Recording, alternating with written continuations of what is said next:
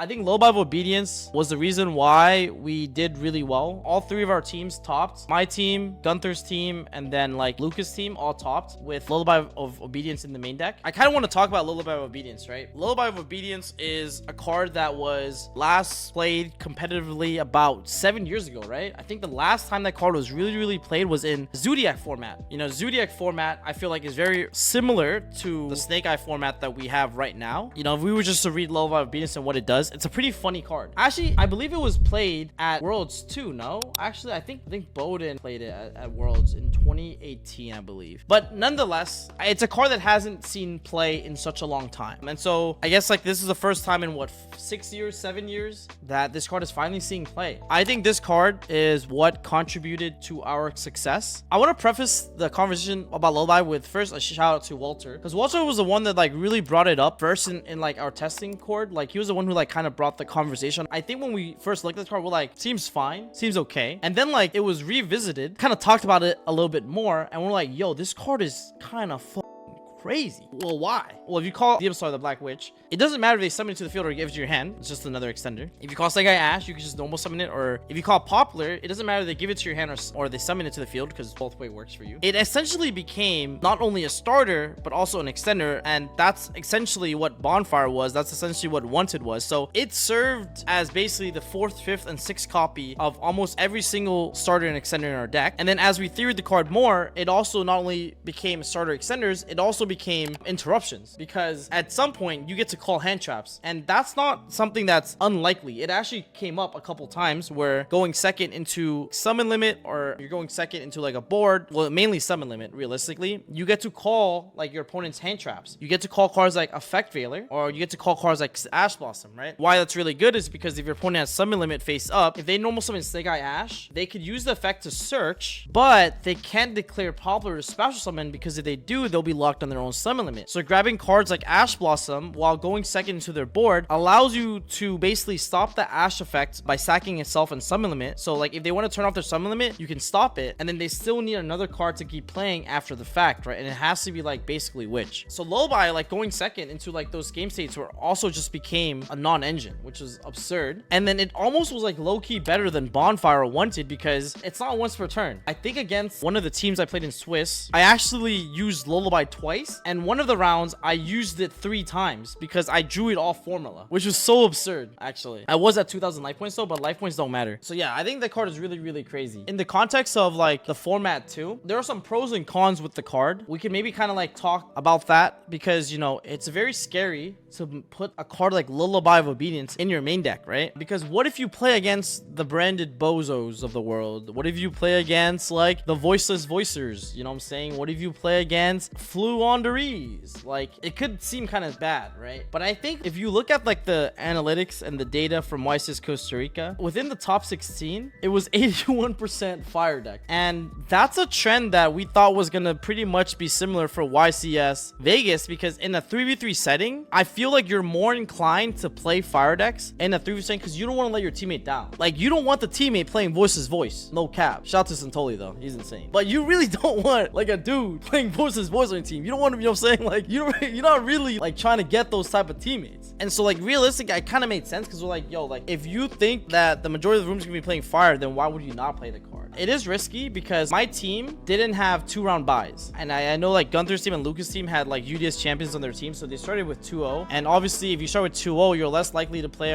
against like the bozo teams playing like random shit. So that was like the main concern for my team. But I'm like, Gunther said something that like kind of like stood out with me when we were like talking about the card, which was, you know, we're trying to win, right? Like we're trying to win the YCS, right? Like we're not just trying to top, right? Because like I think at the point that we're at, obviously like, you know, everyone has different levels of excitement for their accomplishments, but for I guess like the stages that we're at, we are trying to rack up like YCS wins. We're like getting a top is obviously like super nice, but that's not like the end goal. And I think that if we main deck cross out, I think like we would have had an easier time topping. But if we wanted to win in top cut, I think main decking Lullaby of Obedience just made more sense overall, especially because in top cut we expected all fire to be left. 80% from Costa Rica fire. We expected the same to also be true for Vegas, to be 80% fire. And I think, if I'm not mistaken, after looking at like the Weiss's Vegas data, it was also 80% fire at Vegas as well in top 16, you know? So yeah, so I think that was like a really good moment where, you know, we made that realization where like, you know what, I think it is a little bit risky, but it makes sense. You have to like make those type of judgment calls, and so we decided to main deck it. I also wanted to showcase some other aspects about the card that may have went underlooked, which is some of the combos involving Lullaby of Obedience. So I'm gonna show one combo that really blew my mind, and I think it'll blow your minds too. Basically, a Demon Star of the Black Witch and a Lullaby of Obedience. Okay, this right here, 2-card combination, made me realize like, bro, this is crazy. After I show off the combo, I'm gonna talk about some funny stories with Lullaby of Obedience, because, you know, playing a card like this is gonna be you're gonna get some hilarious stories. Anyways, let's say you open Lullaby of Obedience and Black Witch, and, you know, 3 blanks, right? You are going to be going first. Usually how I would play this out is I would activate Lullaby of Obedience, and I would call Snake Eye Ash, right? My opponent gives me their Snake Eye Ash because they're playing the best deck, of course. Why wouldn't they? And now they gave me Snake Eye Ash. They're like, you can have it to your hand. I'm like, sure, no problem. Now you can go normal summon Snake Eye Ash, use its effect to grab you Poplar, special summon the Poplar, use the effect of Poplar to grab you a Snake Eye spell trap from your deck to your hand, right? So typically here, you're gonna grab the Divine Temple of the Snake Eye, but before you play the Divine Temple, you want to summon the Witch and then see whether or not the Black Witch resolves, because depending on whether or not the Black Witch resolves, it changes what you want to place in the spell and trap zone off of Temple, right? Just proper sequencing. We're gonna use the Demon Star, and we're gonna pitch a card out of our hand, and then we're gonna activate the effects. We're just gonna assume for the sake and purpose of this combo that your opponents don't have a hand trap and everything's resolving, right? So Demon Star is gonna resolve, and it's gonna set you original Sinful Spoils. Okay, so far this looks like basic Ash Witch combo, but you're gonna see that it deviates pretty soon to be something better than the standard Ash Witch combo, and why Lullaby was actually a better combo piece than the actual cards itself. After this resolves, you can then activate the Divine Temple. A shout to Luca for swapping me his Yugioh tempo. Looks freaking insane. And we're gonna place my boy Oak in the spell and trap zone. From here, you can link your opponent's Snake Eye Ash away to put their side of the field. Doesn't really matter. And then we're gonna be summoning the Link Rebo, and then we're gonna activate Original or OSS to sack the Rebo to now summon. Oh, sorry. Actually, I'm gonna use the Poplar instead.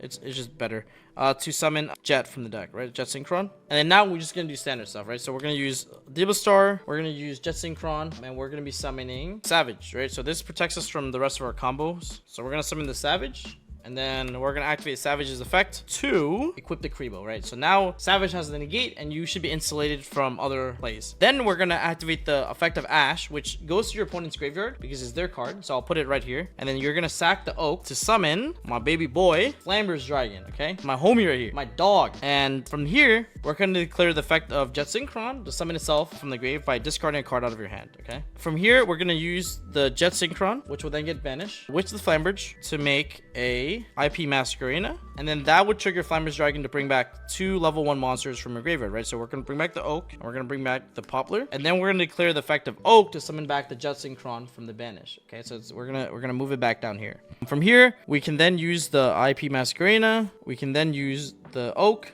to make my girl Promethean Princess. We can then use the effect of Promethean Princess to summon back Flamber's Dragon, and then use Flamber's Dragon to put the IP Masquerena in the spell and trap zone. So far so good, right? Like, looks super standard, but now this is where it gets a little spicy, okay? Because we can then now use the Promethean Princess and the Flamber's Dragon to make a Mahita. A little bit of a glare there. I'll just put it here and swap this. Don't worry, okay, guys? No one will know. Anyways, you make a Hita, and then we'll use the Hita to summon back your opponent's Snake Eye Ash. So that's why it's so insane, because now we can use Hita and use Snake Eye Ash from your opponent. You tell them, yo, thank you, to make Celine. Then Celine will reborn you back the Witch, and then you use the Witch and the Celine to make a free Appaloosa on top, right? So now you have an Appaloosa for 2 materials for free. Then we use the Jet and the Poplar to make a Formula Synchron, and we would go Chainlink 1 Formula, and because we haven't used Poplar yet, we'll go Chainlink 2 Poplar to put the Flamberge back in the spell and traps, and now we draw back to another card. So we have 2 cards in our hand, and this is our board. So basically, it's the same Ash Witch board, except you have a free up Appaloosa on top. And during our opponent's turn, the reason why this combo line works is because you can use the Temple to summon the Dragon, then use the Dragon to summon the IP. But Ash Witch didn't end on this board. It ended on a worse version of this board. This is like why the Lullaby was so broken, was because not only did you have an edge because you played 3 more starters than everyone else and 3 more extenders than everyone else, you were also making a better board than everyone else. You'll see that, like, this is like one of many lines that you can do with Lullaby. I'm gonna force Gunther to show you guys more combos and make videos on them, so thank me later for those. But this is like just to showcase that while Lullaby wasn't just like a random tech card, a win more card, or whatever, it's like literally both engine, non-engine, makes your board way better. It doesn't lose to Cosmic. You have Savage negate. You have a free Omni negate. And even if your opponent Cosmics you still have formula to go Baron, and they have to beat Appaloosa. Bro, good luck.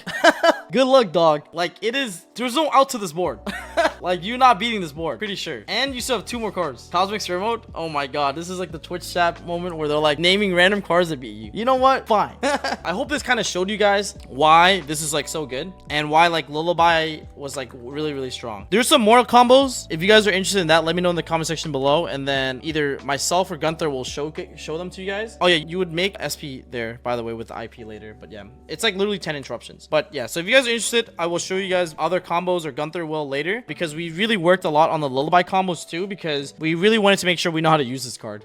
So there's that. Now that you guys have seen the combo and why the card is so good, I now kind of want to talk about some funny stories I've had with Lullaby of Obedience this past weekend. I'm sure you guys want to hear some of like the bloopers. In top 16, my teammate Hanse caused Ash Blossom with Lullaby of Obedience. Our opponent said, "Yo, I don't have it in my deck."